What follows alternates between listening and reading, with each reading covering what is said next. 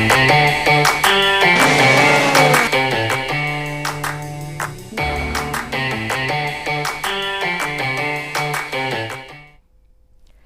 and welcome to the Motorsport Chat. I'm Natalie Durkin. And I'm Darcy Jackson.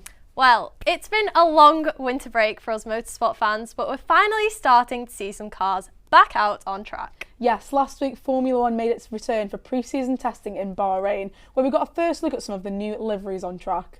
Yeah, we also saw some of the silly season drama come to life with some new team principals, new sponsors, new liveries, and a massive announcement of the future move for Sir Lewis Hamilton as he switches to red in 2025.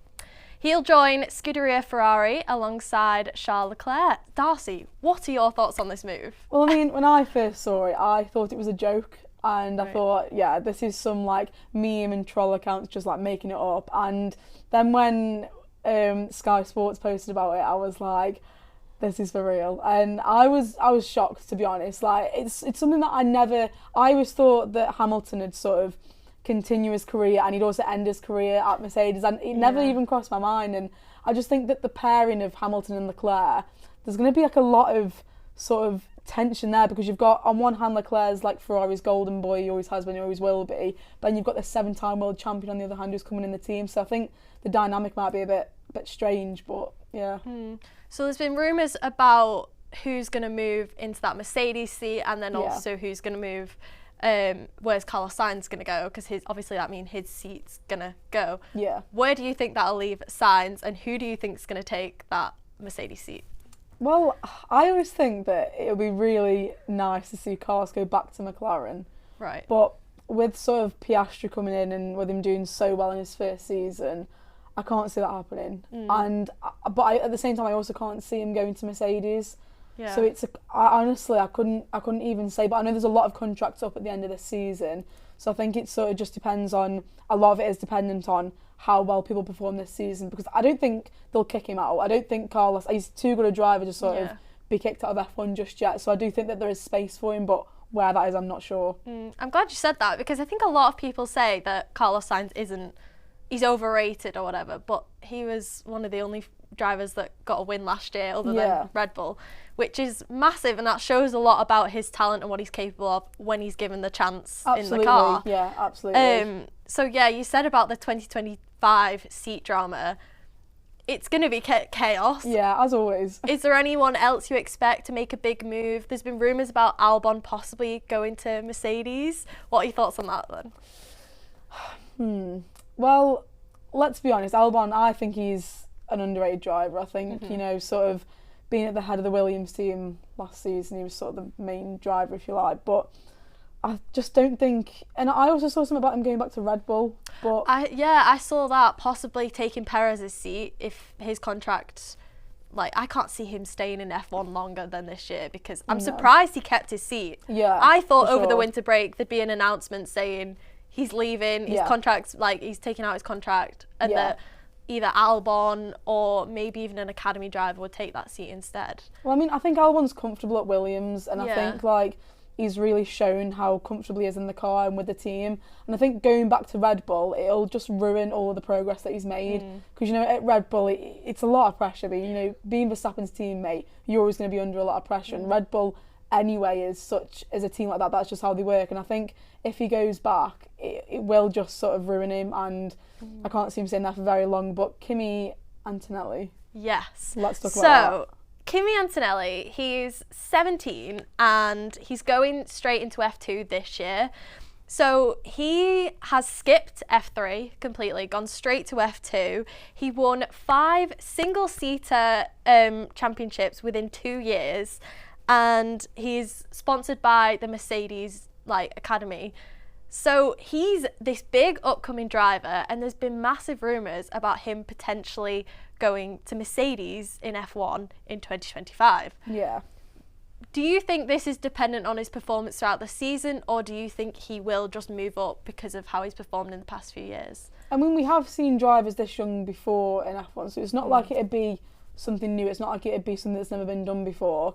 But I do think that, I mean, obviously he's a good driver. Like, the calibre of winning, 5 titles in 2 years is absolutely ridiculous. Yeah. And I do think that it all will depend on how well he does in Formula 2, because if he's skipped Formula 3 completely, no one sort of knows what he's going to be like in sort of this environment. Yeah. So I think it all will depend. And I mean, I have seen a lot with him, and I know that he is like, you know, Toto Wolff sees a lot in him. And, you know, you don't sort of argue with Toto Wolff, do you? So I think we'll see how he does. I think there's no point sort of saying, yes, he will take that seat. I think we need to see how he does in F2 and then just go from there, to be honest. So his teammate at Prema, however you want to say it, is Oliver Behrman. Okay. He did quite well last year, possibly not as well as I expected, but nevertheless still did very, very well. How do you think they're going to be as a duo working together? Because they're both such talented drivers. Yeah, that's like one of the issues, isn't it? Like, I mean, Ollie Behrman is, I think, sort of one of... I'd love to see him in F1 one day. I think he genuinely... He will make it. He's got the talent for 100%, it. He's got with the pace. Like Ferrari now, isn't he, as well as sort of a reserve driver. Yeah. So I think that Ollie Behrman will make it one day. I can honestly see that genuinely happening. With Kimi, with all the rumours around him as well, I think that it could be a good dynamic. I think having two strong drivers, it'll sort of make the team hopeful that, you know, we're gonna get these wins, we're gonna get these titles and all that. So I think it'll be good. So two potentially great drivers to look out for. I think Victor Martins is another person to look out for. He was the highest placing rookie in F2 last year. And also we have Gabriel Bortoleto, who won F3 last year and has joined the McLaren Academy. I think they're both drivers to potentially look out for. Talented, we know they can get the wins, the podiums, they've got the pace, they can keep cool in the car. But it's just interesting what we'll see play out this year. Absolutely, yeah. At the races, but I think I'll be tuning into a lot more F2 and F3 this year. For sure. From pre-season testing for F1, we've seen that Red Bull are already ahead of the game. I mean, what were we expecting anything less? I know. Let's be honest. I mean, from the season they had last year, it's a case of Bahrain. If Max Verstappen, like, he will win the race. And I genuinely think, like, he'll get pole position, first lap he'll be in front, and then he'll just shoot off like he always does. Yeah. And, yeah, I mean, obviously everyone says don't judge too much on pre-season testing, but come on. Yeah. Do you know what I mean? Like, that, to be, I just don't know. I just think that it's a Red Bull season again. If it seems like F1 is going to be a repeat of last year, I think F2 and F3 is definitely something to look into. Yeah. If you want some great racing, some actual competitive action, and some angry people. Yeah. Because they can get so heated because they are quite a bit younger. So I think the pressure, and it is such a fast-paced literally, but it is such a heated environment that they do get quite angry, and it gives some quite funny radio messages from the drivers. So over the winter break, we've had this new series called E1, which is an electric boat racing series. And I saw this ages ago because Sergio Perez has a team competing in this series. And with their inaugural season starting in Jeddah on the 2nd of February, I tuned in because they have a male and a female pilot, which I thought is something that I really look for in a motorsport series, because I think it's very important. Extreme is the same, and I like that. I think it's great that they've got that. They're racing around the world in like Monaco, Venice, different places like that. And as I said, Sergio Perez has a team, Tom Brady has a team. I'm trying to think who else. There's quite a few. Federer, I think. No, it's Nadal, sorry. I knew there was a tennis player. I was like, so weird. Yeah, they all have teams. But I watched it and I just could not get it. Yeah. I don't know if it's because I'm used to cars on track and I haven't really watched boat racing before, but it's not. I don't think it's great. I definitely say watch a clip on YouTube to see how you feel about it, but I just don't think it was that great. There wasn't really much racing going on.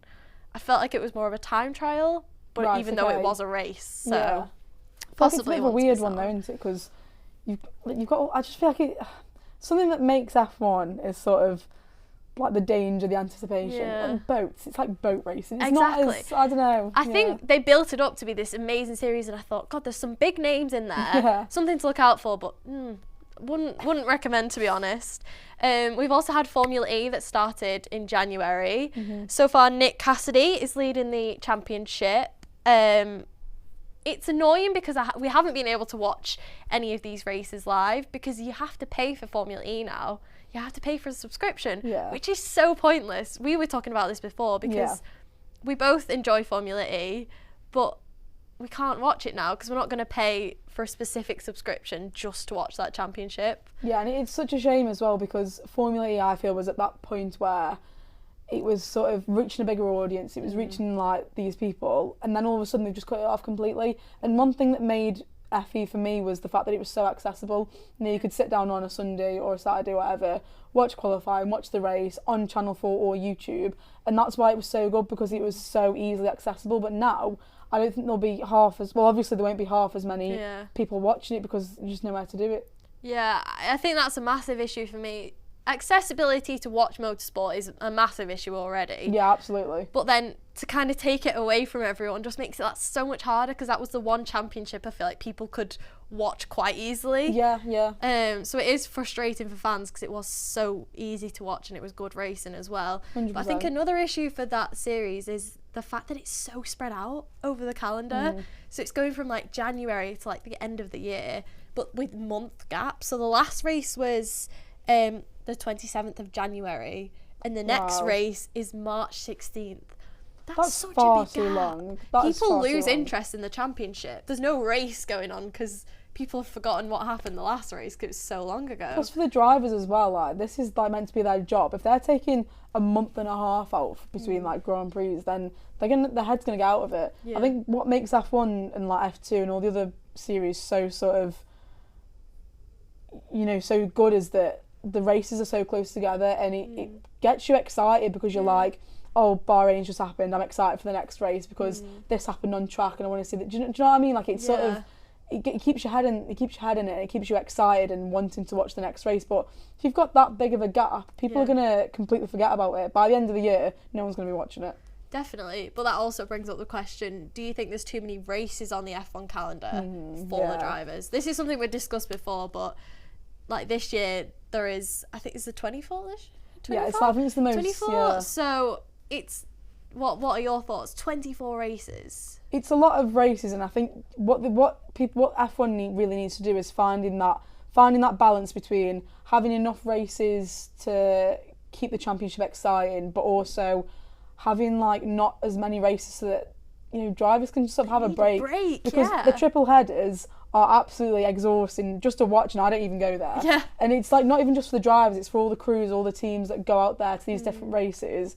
I think they really need to crack down on having races on opposite ends of the globe, because together. Not separate. Yeah, because like flying from one end to the other back to, it just doesn't work. I think they really need to sort out is having them close together, because obviously better for the environment, better on the teams. They just really need to get that sorted. I think more of the European races are together this year, but also we've got races across the globe just randomly. It is a bit ridiculous, but absolutely. So last week we saw F1 cars back on track, as we've just mentioned, and that's the first time in months. Yeah, so pre-season returned with one of the biggest barriers for teams being the loose drain covers. Testing results were exactly how fans predicted, with Red Bull's Max Verstappen taking the top spot for the fastest times. Yes, the Mercedes W15's cockpit position is now around 10 centimetres further back than on the two previous cars. This increased the distance between the front two wheels, and the side pods allows the wake from the front wheels to be controlled better. Airflow is reluctant to make sharp angle direction changes, and so the greater distance between the wheels and the side pods allows that angle to be gentler. Also, the greater volume behind the front wing, that is between the front wing and the side pods, creates a lower pressure, which effectively pulls the airflow to make the front wing faster, working the front wing harder. It seems like Mercedes are doing everything possible to close the gap to Red Bull. However, it's unclear how much these differences will make until we see the cars on track this weekend. So Red Bull team principal Christian Horner's investigation is awaiting the outcome, with the result expected to be announced either today or tomorrow. So, with the drama of Horner's future as team principal for Red Bull on the line, will their domination still be able to carry through into the 2024 season? Well, yeah, that is the question, isn't Yeah. it, really? We'll have to see on that one. This weekend, the first race of the 2024 Formula One season will take place in Bahrain. Last year at the circuit, Red Bull won with a 1-2, Verstappen first, followed by his teammate Sergio Perez. And then in third place, Aston Martin's Fernando Alonso. The drivers will have to deal with wind and wide temperature fluctuations between sessions, which will make finding a decent setup far more difficult. The track's most challenging point is the tight downhill off-camber turn 10 left-hander. The track is 5.412 kilometres long, with the fastest lap on the track being a 1:31.442 last year, set by Zhou Guanyu. FP1 and FP2 will be held on Thursday. FP3 and qualifying will be held on Friday, meaning the Grand Prix will be held on Saturday this year in Bahrain. We can expect a 2-stop race like last year, but depending on tyre degradation across the weekend, this might change.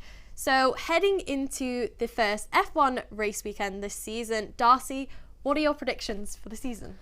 Well, as we just said, Yeah. Red Bull on top. So let's say top three constructors. What are you going to say? Red Bull. I think Ferrari Oh, okay. could sort of, we'll see about that, but obviously last year it was all about Red Bull, Ferrari, do you know what I mean? But Yeah. obviously Red Bull came on top. So Red Bull, Ferrari. And I think it could be a close fight between Mercedes and McLaren. Like, I genuinely think with how okay. McLaren finished the end of last season, Yeah. we could see them third, but we'll have to see on that one. Top three drivers. Verstappen, I think Perez again. I think if the Red Bull is as fast as it was last year, I think Perez in second, because of the car so fast, you know, it's difficult not to be in second place. Yeah. And then in third, it's a tough one. I'll go Leclerc. Okay. I'm feeling confident with Leclerc this season. Right. Okay. So, yeah. So we've got a new segment of the show. We're going to play what is like the corner of the... So basically I'm going to show pictures of corners of tracks across the F1 calendar, and Darcy's going to have to guess what track it is and also what corner it is. The corner bit is a bit harder. This is so exciting. We'll say the track because you might not get the corner. Okay. Right, okay. So, yeah, so picture one. Maybe just guess the track because I feel like the numbers are quite hard. Oh, wouldn't it? Oh, No, yeah. We'll just guess the track. It's like when the drivers do it, like they close their eyes and they picture the track. I couldn't do that. To me, that looks like a Middle Eastern track. Yeah. My gut said Qatar, but I'm gonna go Qatar. That was Bahrain. Was it? Yeah. I was gonna say, well, it was between Qatar and Bahrain, but okay. Yeah, that was Bahrain. Right, so the second picture. Okay. I feel like you will get this. Is it Monaco? Yeah. Yeah. I thought I have to get one that she'll surely get because I thought that was quite an easy one. Yeah. Yes, that's Monaco hairpin because I thought it's quite recognisable. I tried to pick ones that you might be able to get by like the environment around. Okay. Yeah. So picture 3. Right.